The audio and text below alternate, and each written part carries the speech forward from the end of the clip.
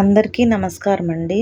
ఇప్పుడు చెప్పబోయే సమస్య ఏంటంటే తల్లిపాలు లేకపోవటం. తల్లిపాలు పెరగాలంటే ఏమి తినాలి అనే సమస్య.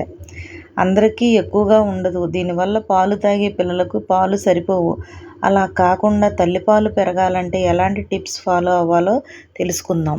తల్లిపాలు బిడ్డకి ఆహారమే కాదు, ఔషధం అని కూడా చెప్పొచ్చు. పుట్టిన బిడ్డకి 6 నెలల వరకు పాలు పట్టించటం చాలా ముఖ్యం.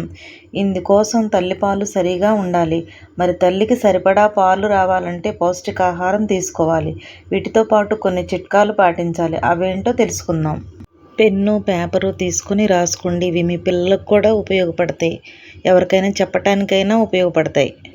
ఇంట్లో తయారు చేసుకున్న గోధుమ పిండితో తగినన్ని నీరు కలిపి పిసికి మంచి దేశవాళీ ఆవు నెయ్యితో కానీ గేదె నెయ్యితో కానీ పూరీలు తయారు చేయాలి.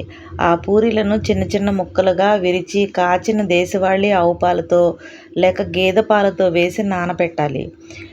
నానబెట్టిన తగినంత చక్కెర అందులో కలపాలి. పూరీ ముక్కలు మెత్తగా అయిన తరువాత తృప్తిగా తినాలి. ఇలా రోజు తీసుకుంటే బాలింత స్త్రీ పాలు ఏ విధంగా మందులు మాకులు వాడే పని లేకుండా సహజంగానే తల్లిపాలు పెరుగుతాయి. అతి మధురం అనే చూర్ణం ఆయుర్వేద అంగళ్ళల్లో దొరుకుతుంది. అది ఒక అర చెంచా మోతాదుగా పైన తెలిపిన పాలల్లో వేసి పూరీలతో పాటే సేవించవచ్చు. లేదా 2 పూటల ఒక అర చెంచా అతి మధురం పొడి అరకప్పు పాలల్లో కలిపి అందులో పటికి బెల్లం పొడి 20 గ్రాములు కలిపి తాగుతూ ఉంటే బిడ్డకు చాలినన్ని తల్లిపాలు పెరుగుతాయి. ఇది వాడుకుని హాయిగా బిడ్డకు పాలు ఇవ్వండి.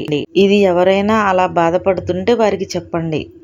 మీకు అలా పాలు అయిన తర్వాత మీ సలహాలు ఇంకా ఏదైనా కావాలంటే కామెంట్ చేయండి.